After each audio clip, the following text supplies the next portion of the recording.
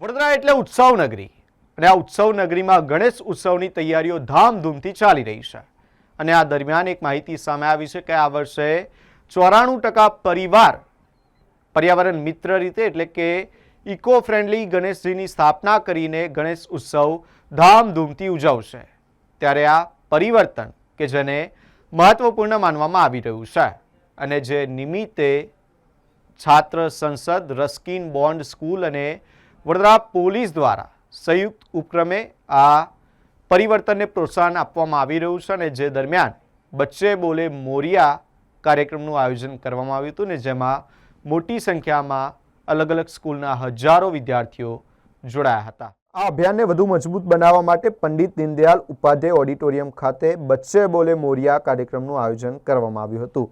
કાર્યક્રમમાં વડોદરા શહેરના police commissioner Shri Narasimha Kumar IPS તેમજ જાણીતા કવિયત્રી અને વાર્તાકાર પ્રિયા મલિક સહિતના મહાનુભાવો ઉપસ્થિત રહ્યા હતા। આ દરમિયાન વિદ્યાર્થીઓએ ગણેશ ચતુર્થીથી લઈને વિસર્જન સુધી પર્યાવરણનું રક્ષણ કરવા, ધ્વનિ પ્રદૂષણ નિયંત્રિત રાખવા અને જવાબદાર નાગરિક તરીકે પોતાની ફરજ નિભાવવાનો સંકલ્પ લીધો હતો। ખાસ વાત એ છે કે આ પહેલ માત્ર ગણેશોત્સવ પૂરતી સીમિત નથી, પરંતુ બાળકોમાં શિસ્ત, કરુણા, સ્વચ્છતા અને પ્રકૃતિ પ્રત્યે સન્માન જેવા મૂલ્યો વિકસાવવાનો પણ પ્રયાસ છે।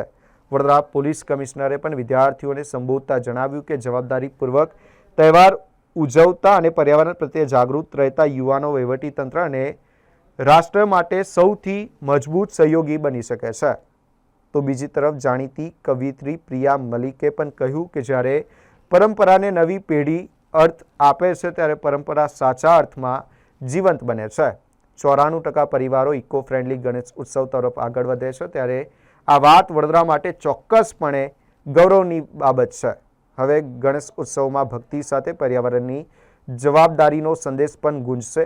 બચ્ચે બોલે મોરિયા માત્ર એક કાર્યક્રમ નહીં, પરંતુ સ્વચ્છ અને જવાબદાર વડોદરા માટેનું એક સામૂહિક આંદોલન બની રહ્યું છે। આજે છાત્ર સંસદ, વડોદરા પોલીસ અને રસ્કિન બોન્ડ ઇન્ટરનેશનલ સ્કૂલે મળીને બચ્ચે બોલે મોરિયા કેમ્પેનનું આયોજન કર્યું। બચ્ચે બોલે મોરિયાની શરૂઆત 2017માં છાત્ર સંસદે કરી હતી વડોદરા શહેરમાં।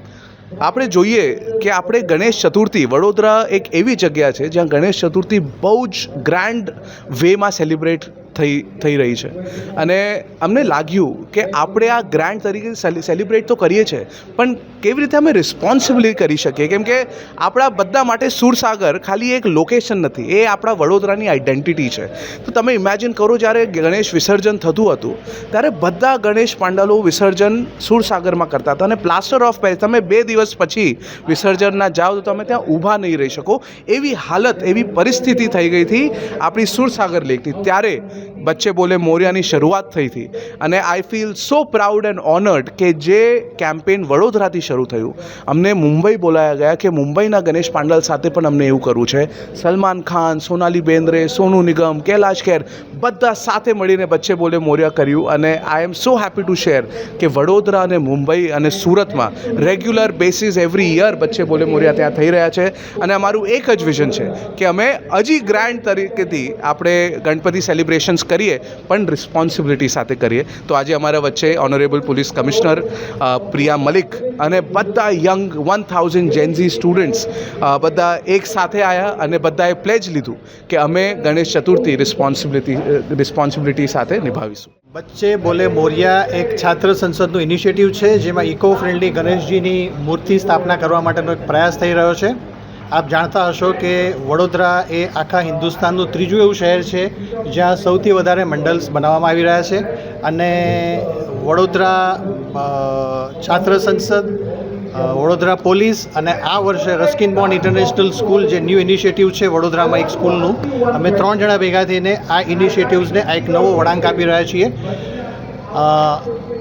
આ પ્રકારના જે પ્રસંગો હોય છે એમાં VMCનો ખૂબ મોટો રોલ હોય છે, જેમાં ઇકો ફ્રેન્ડલી ગણેશજીને પધરાવવામાં આવતા હોય છે અને એની સાથે સાથે વડોદરા પોલીસ જેના વિસર્જનના પ્રયત્ન વગર પ્રોબેબલી આખા વડોદરામાં આ પ્રસંગ કે આ ઇવેન્ટ આટલો સક્સેસફુલી ન થઈ શકે, એ બધાની બિરદાવવા માટે આ એક પ્રયાસ થઈ રહ્યો છે આજે સ્ટેજ ઉપર, જેમાં CP છે અમારી સાથે, ઓલ ધ વે બોમ્બેથી એક્ટ્રેસ પ્રિયા મલિક આવેલા છે અને આપ સર્વનો ખૂબ ખૂબ આભાર, મીડિયા પર્સનનો પણ જે આ પ્રસંગે ઉપસ્થિત છો। હું Utpal Shah, director Ruskin bond international school. 14 સપ્ટેમ્બરથી 25 સપ્ટેમ્બર સુધી વડોદરા શહેરમાં ગણેશ ઉત્સવની સેલિબ્રેશન થનાર છે. આ માટે ઓલરેડી શહેરમાં મૂર્તિ કલાકારો મૂર્તિઓ બનાવી રહ્યા છે. કેટલાક મોટા ગણેશનું આગમન યાત્રા પણ ઉજવાઈ રહ્યું છે અને સાથે સાથે આખા શહેરવાસીઓ 14 સપ્ટેમ્બરની તૈયારીઓ કરી રહ્યા છે. ત્યારે વડોદરા શહેર પોલીસ, છાત્ર સંસદ અને રસ્કિન બોન્ડ ઇન્ટરનેશનલ સ્કૂલના સહયોગથી એક કાર્યક્રમ રાખી છે, જેમાં બાળકો જે આપણા દેશના ભવિષ્ય છે એમને આ અંગે જાગૃત બનાવીએ. આપણા સાંસ્કૃતિક વિરાસત, શ્રદ્ધા, ભક્તિ સાથે સાથે આપણે એન્વાયરમેન્ટલ અવેરનેસ સાથે આ સેલિબ્રેશન કરવા માટેનો આ એક પ્રયાસ છે. આપણે માટીનું ગણેશ બનાવવા માટેનો સ્પર્ધા અને આખા સેલિબ્રેશન કેવી રીતે શ્રદ્ધા, ભક્તિ અને સામાજિક જવાબદારી સાથે ઉજવી શકે તે અંગે એક મેસેજ પણ આપવાનો પ્રયાસ છે. મને વિશ્વાસ છે કે બાળકો જ્યારે પ્રબુદ્ધ બને, જવાબદાર નાગરિક બને તો સમાજને આ આપણે સાંસ્કૃતિક વિરાસત પણ સુંદર સાથે સાથે जवाबदारी साथ एक सेलिब्रेशन बने आ प्रकार एक प्रयास. आज का ये जो कार्यक्रम है ये इको फ्रेंडली गणपति के बारे में हुआ है और हम सब महाराष्ट्र में, गुजरात में जब भी गणपति का सीज़न आता है हम सब बहुत एक्साइटेड होते हैं, बहुत खुश होते हैं, बहुत हर्षोल्लास होता है. लेकिन उसके साथ साथ हमारी एनवायरनमेंट को डैमेज होता है जब आप प्लास्टर ऑफ पेरिस के गणपति घर पर लेकर आते हैं और उनका विसर्जन करते हैं. तो आज का ये जो पूरा कार्यक्रम है इसी बारे में है कि हम चाहते हैं कि इको फ्रेंडली गणपति आप लोग अपने घर लेकर आएँ और फिर विसर्जन करें तो वो हमारे लिए अच्छा हो, गणपति बप्पा के लिए अच्छा हो और हमारी एनवायरनमेंट के लिए भी अच्छा हो. तो आज का पूरा कार्यक्रम इसीलिए आयोजित किया गया है. प्रिया मलिक.